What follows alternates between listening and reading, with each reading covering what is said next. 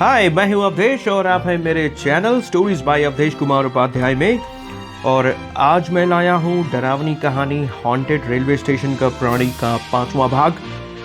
पहले 4 भाग में क्या हुआ, इसके लिए आप मेरे चैनल पर जाकर हॉन्टेड रेलवे स्टेशन का प्राणी प्लेलिस्ट लिंक क्लिक करके अब तक की सारी घटना के बारे में जान सकते हैं। और अगर कहानी आपको पसंद आए तो चैनल को लाइक और सब्सक्राइब कर लीजिए ताकि आगे भी आने वाली कहानियां आप तक समय से पहुंचती रहें। तो शुरू करते हैं डरावनी कहानी का 5वां भाग। जैसे ही इंद्रजीत ने अभिमंत्रित भस्म उस औरत की ओर फेंका, वो तिलमिलाकर ट्रेन की दीवार और छत पर रेंगती हुई भागी। विशंबर ये सब देखकर डर के मारे दुबके एक कोने में खड़े थे, जबकि इंद्रजीत ने मंत्रों की बौछार कर उस औरत को भागने पर मजबूर कर दिया। वो औरत ट्रेन के डिब्बे में जहां जहां भागती, इंद्रजीत उसके पीछे पीछे जाता। पूरा डिब्बा मंत्रों की ध्वनि से गूंज उठा। ओम ह्रां ह्रीं ओम नमो भगवते महावीर वीराय सर्व दुख निवारणाय ग्रहमंडल सर्वभूत मंडलम सर्वपिशाच मंडलोच्चाटन भूत ज्वर एकाहिक ज्वर द्व्याहिक ज्वर त्रयाहिक ज्वर चातुर्थिक ज्वर संताप ज्वर विषम ज्वर ताप ज्वर माहेश्वर वैष्णव ज्वरान छिंदे छिंदे यक्ष ब्रह्म राक्षस भूत प्रेत पिशाचान उच्चाटय उच्चाटय। मंत्रों के प्रभाव से उस डरावनी स्त्री के शरीर से धुआं निकलने लगा। वो चीखने लगी। मंत्र ऊर्जा उसे अंदर से झुलसा रही थी, फिर भी वो इंद्रजीत को गुस्से से देखे जा रही थी। कहते हैं कि जब भागने का कोई रास्ता नहीं होता तो आक्रमण ही सर्वोत्तम रास्ता होता है। यही उस विभत्स स्त्री ने भी किया। उसने सीधे इंद्रजीत पर हमला नहीं किया। वो बेहोश पड़े उस स्त्री के पति की ओर गई और गर्दन पकड़कर उसे हवा में उठा दिया। ये देखकर विशंबर ने इंद्रजीत से कहा, महाराज देखिए, ये चुड़ैल उस स्त्री के पति को मार डालेगी। इंद्रजीत भी उस चुड़ैल की मंशा समझ चुके थे। रुक जा साधु, अगर तूने मंत्रों के वार बंद नहीं किए तो ये मनुष्य अपनी जान से हाथों बैठेगा। उस चुड़ैल ने साधु को चेतावनी देते हुए कहा, जान लेना इतना आसान नहीं है राक्षसी, ये ईश्वर के हाथ में है। चुपचाप इस स्त्री का शरीर छोड़ दे, वरना तुझे पछताना पड़ेगा। साधु ने कहा। इस पर चुड़ैल तिलमिला गई और उस मनुष्य को उठाकर फेंक दिया। बेहोशी की हालत में वो मनुष्य एक कोने में जा गिरा। उसके सिर से खून की धारा बह निकली। अब वो चुड़ैल विशंबर की ओर बढ़ी, पर इंद्रजीत ने मंत्रों से बना एक अग्निबंधन उस स्त्री की ओर फेंका। पलक झपकते ही वो अग्निबंधन विशंबर की ओर बढ़ती उस स्त्री के गले पर कस गया। अग्निबंधन का दूसरा हिस्सा इंद्रजीत के हाथों में था। वो स्त्री बंधन में दर्द से चीखने लगी और ट्रेन के दरवाजे की ओर भागी। अपनी एक ही लात में उसने ट्रेन का दरवाजा उखाड़ दिया और बाहर की ओर उड़ने लगी। अचानक दरवाजा टूटने से ट्रेन के बाहर खड़े लोग चौंक गए, पर जब उस चुड़ैल को हवा में उड़ते देखा तो डर के मारे भागने लगे। पर वो चुड़ैल ज्यादा दूर तक भाग न सकी। साधु ने अग्निबंधन के सिरे को जोर से पकड़ रखा था, पर वो चुड़ैल पूरी ताकत लगा रही थी और उसने साधु को पूरी ताकत से ट्रेन से बाहर लाने के लिए खींचा। साधु भी अचानक मिले इस झटके से ट्रेन के दरवाजे तक आ गया और अपने दोनों पैर उसने ट्रेन के दरवाजे पर टेक दिए। वो चुड़ैल पूरा प्रयास कर रही थी कि साधु उसे जाने दे, पर साधु हार मानने वालों में से नहीं था। वो अग्निबंधन का सिरा जोर से पकड़े मंत्र पढ़ता जा रहा था। अग्निबंधन में बंधी वो चुड़ैल अंदर से जलती जा रही थी। छोड़ दे उस स्त्री का शरीर और चली जा वहां जहां से आई है, साधु ने कहा। मुझे आज तक किसी ने छूने की हिम्मत नहीं की। तूने मुझे झुलसा कर रख दिया, इसके परिणाम तुझे भुगतने होंगे साधु। उस चुड़ैल ने साधु को एक बार फिर चेतावनी दी और जोर का झटका देकर साधु को बाहर खींच लिया। साधु ट्रेन के बाहर आ गिरा, जहां एक कटे हुए पेड़ का नुकीला तना उसके पेट में घुसकर साधु के शरीर से आर पार हो गया। ये देखकर विशंबर भय से कांप गए और साधु को बचाने के लिए ट्रेन से बाहर निकल आए।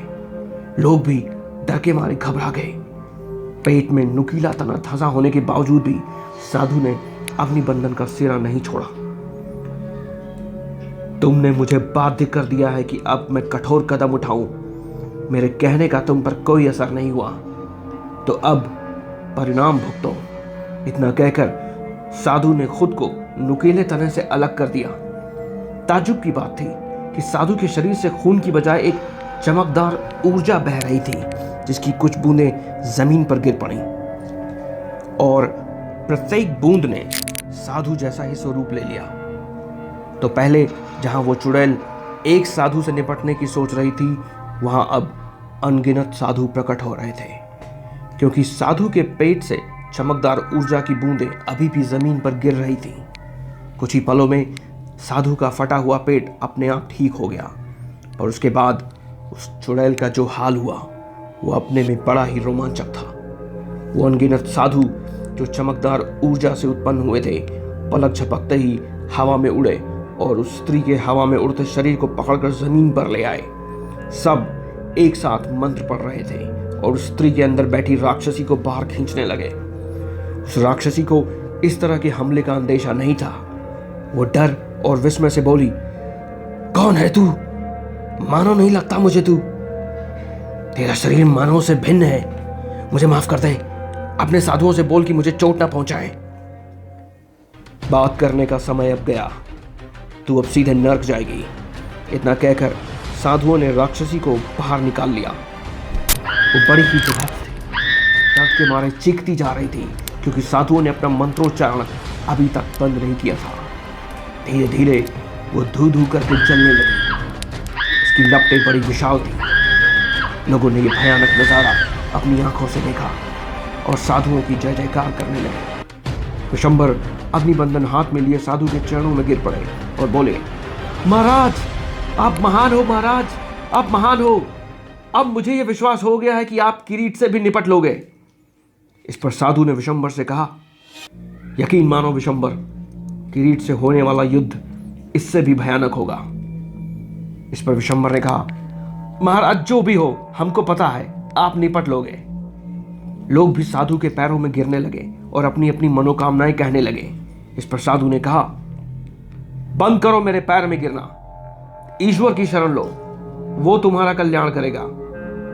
पर लोग तो बस चमत्कार को ही सलाम करते हैं। तभी शताब्दी एक्सप्रेस उस छोटे से स्टेशन से धड़धड़ाते हुए गुजरी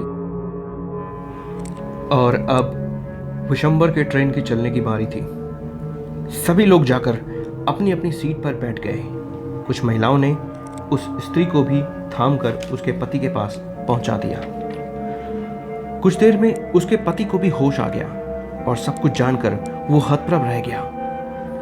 साधु और विशंबर भी आकर अपने डिब्बे में बैठ गए। विशंबर कुछ ज्यादा ही खुश दिख रहे थे, जबकि साधु खिड़की से बाहर खड़े अपने प्रतिरूपों को देखकर बोले, तुम सब भी वहां जाओ जहां लोगों को मदद की जरूरत है।